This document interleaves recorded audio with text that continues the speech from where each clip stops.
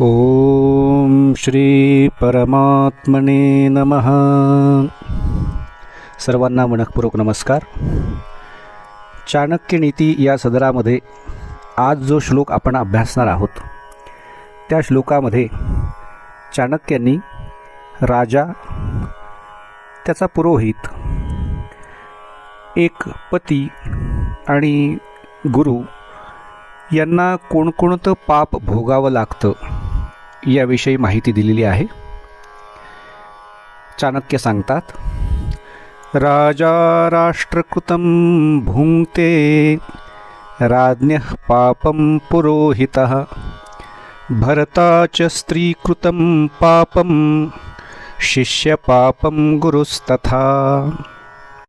अर्थात राजाला राष्ट्राचं पाप भोगावं लागतं, राजाचं पाप त्याच्या पुरोहिताला भोगावं लागतं. याच पद्धतीने पत्नीचं पाप तिच्या पतीला भोगावं लागतं आणि याच पद्धतीने शिष्याचं पाप त्याच्या गुरुला भोगावं लागतं असं चाणक्य सांगतात. याचं स्पष्टीकरण करत असताना या श्लोकाचा भाव आपण लक्षात घेतला पाहिजे. राजा जर योग्य निर्णय घेणारा असेल तर त्याची प्रजासुद्धा सुखी असते, पण त्याच्या अयोग्य निर्णय घेण्यामुळे प्रजेला जर कुठल्या प्रकारचा त्रास सहन करावा लागत असेल तर त्याचं पाप मात्र राजाला भोगावं लागतं. एक साधं उदाहरण जर पाहायचं झालं तर राजाचं कर्तव्य आहे की राज्यातील तरुणांना योग्य असं काम त्यानं उपलब्ध करून दिलं पाहिजे, ज्यामुळे त्यांची उपजीविका भागेल.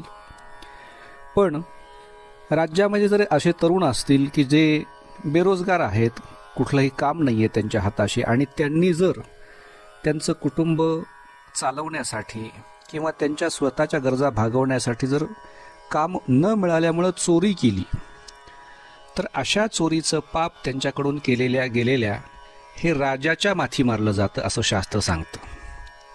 कारण त्यांना योग्य संधी त्या राजाकडून उपलब्ध झाली नाही.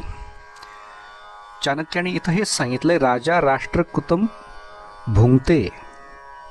प्रजेकडून घडलं गेलेलं पाप हे राजाला भोगावं लागतं. तसंच राजाला योग्य सल्ला देणारा जो पुरोहित आहे, पुरोहित या शब्दाचा अर्थच असा आहे, पुरह म्हणजे पुढे आणि हित म्हणजे त्याचं कल्याण. राजाचं त्याच्या भविष्यामध्ये कल्याण कशात आहे हे जो सांगतो त्याला पुरोहित असं म्हणतात.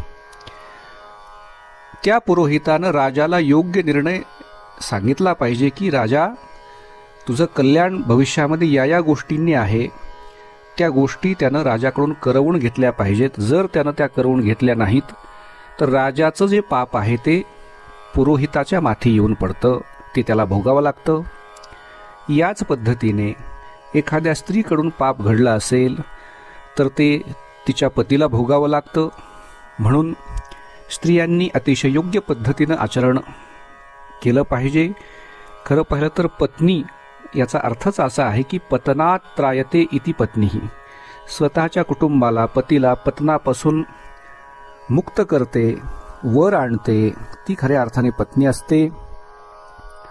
आपल्या पतीला योग्य पद्धतीनं साथ तिने दिली पाहिजे. ही जशी स्त्रियांची कर्तव्य सांगितली आहेत तशीच पती म्हणजे पाती इति पतीही, जो पालन करतो तो पती. ज्या अर्थी स्त्रीकडून पाप होतं आहे त्याचा अर्थ तिचं, त्याच्या कुटुंबाचं पालनपोषण त्या पतीकडून योग्य पद्धतीने होत नाही असा त्याचा अर्थ आहे. म्हणूनच तिच्याकडून होणाऱ्या पापाला जबाबदार पतीला धरलेला आहे आणि त्या पतीला ते पाप भोगावं लागतं. दोन्ही बाजू आहेत, दोघांची वेगवेगळी कर्तव्य त्यांनी योग्य पद्धतीने पाळली पाहिजेत. याच पद्धतीने योग्य शिष्याला आपलं ज्ञान दिलं जावं असं शास्त्र आपल्याला सांगतं. त्याचं कारणच असं आहे की योग्य शिष्याला जर ज्ञान दिलं गेलं नाही तर त्याच्याकडून घडल्या गेलेल्या पापाची पूर्ण जबाबदारी ही त्याच्या गुरुची असते. त्याला ते पूर्ण पाप भोगावं लागतं. या चारही लोकांना कुणाकुणामुळे पाप भोगावं लागतं हे या ठिकाणी स्पष्टपणे चाणक्याने सांगितलेलं आहे. याचा अर्थ स्पष्ट आहे की राजानं योग्य जबाबदारीनं कार्य करावं, पुरोहितांनी त्यांची योग्य जबाबदारी पार पाडावी, स्त्रीनं सुद्धा आपल्या पतीला योग्य अशा प्रपंचामध्ये योग्य साथ त्याला दिली जावी आणि शिष्यानं सुद्धा असं आचरण करावं की ज्यामुळे आपल्या गुरुला कुठलंही पाप भोगावं लागू नये. बघा, आपण चारही भूमिकेमध्ये वावरत असतो. आजचा शिष्य हा भविष्यातला गुरु असतो. त्यामुळे योग्य असं आचरण आपल्या प्रत्येकाकडून घडलं पाहिजे, हीच अपेक्षा आहे चाणक्यांची. आणि खऱ्या अर्थानं या सगळ्या नीती ज्या सांगितल्या गेलेल्या आहेत ह्या मानवाच्या उत्थानासाठी सांगितलेल्या आहेत. ह्या नीती म्हणजे केवळ धार्मिक ग्रंथ नाही आहेत. आपल्याकडे चाणक्य नीती जशी आहे आपण अभ्यासत आहोत तशी विदुर नीती आहे, कृष्ण नीती आहे, शुक्र नीती आहे. ह्या सगळ्या नीतींचा अर्थ एवढाच आहे की ह्या सगळ्या मानवजातीसाठी लागू आहेत.